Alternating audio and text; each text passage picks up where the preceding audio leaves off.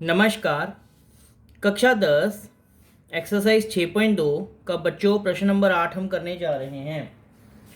प्रमेय 6.2 का प्रयोग करते हुए सिद्ध कीजिए कि एक त्रिभुज की किन्हीं दो भुजाओं के मध्य बिंदुओं को मिलाने वाली रेखा तीसरी भुजा के समांतर होती है। बच्चों, हमने इस प्रश्न में देखिए, मान लेते हैं कि ये हमारे पास है एक त्रिभुज, इसका नाम है ए बी सी। इनकी किन्हीं दो बिंदुओं के मध्य बिंदु, दो भुजाओं के मध्य बिंदु, तो मान लीजिए ए बी का मध्य बिंदु है डी और ए सी का मध्य बिंदु है ई। इन दोनों को मिलाने वाली रेखा हमें सिद्ध करना है कि यह तीसरी भुजा यानी बी सी के समांतर है।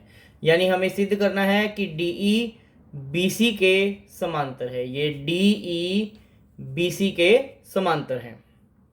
तो आइए देखते हैं बच्चों इसको कैसे करेंगे। देखिए, हमें पता है कि डी ए बी का मध्य बिंदु है।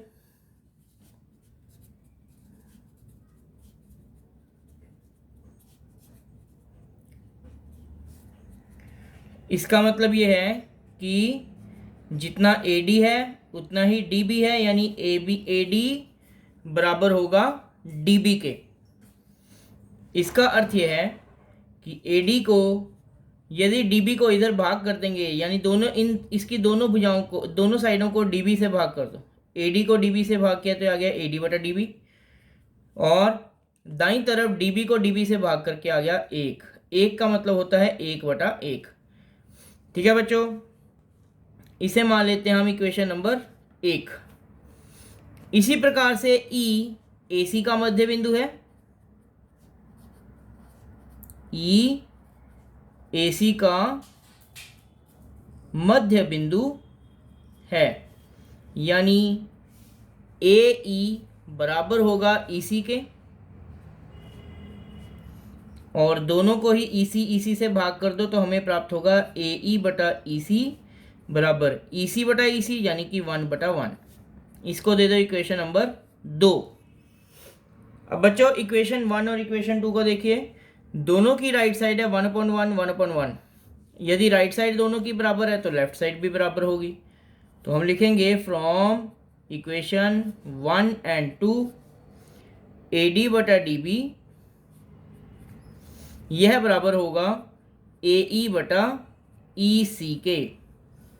अब बच्चों इस त्रिभुज ए बी सी में आप ध्यान से देखिए कि ए डी बटा डी बी बराबर है ए ई बटा ई सी के, और हमने बीपीटी प्रमेय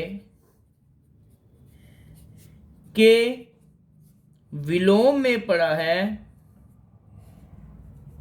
बीपीटी प्रमेय के विलोम के अनुसार देखिए, बीपीटी प्रमेय थी कि यदि दो रेखाएं समांतर हैं तो ये अनुपात बराबर होंगे।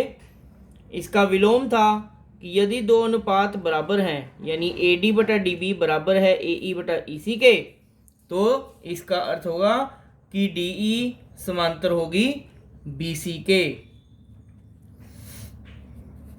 डी ई समांतर है बी सी के।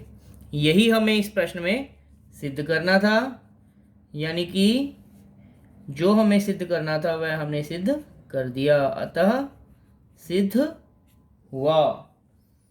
तो बच्चों, आशा करता हूँ इस वीडियो के माध्यम से यह प्रश्न आपको बहुत अच्छे से समझ आया होगा। इस प्रश्नावली के बाकी प्रश्नों को समझने के लिए आप हमारे चैनल को सब्सक्राइब करके वहाँ पर बाकी प्रश्नों के वीडियोस को देखकर उन्हें अच्छे से समझ सकते हैं। धन्यवाद बच्चों।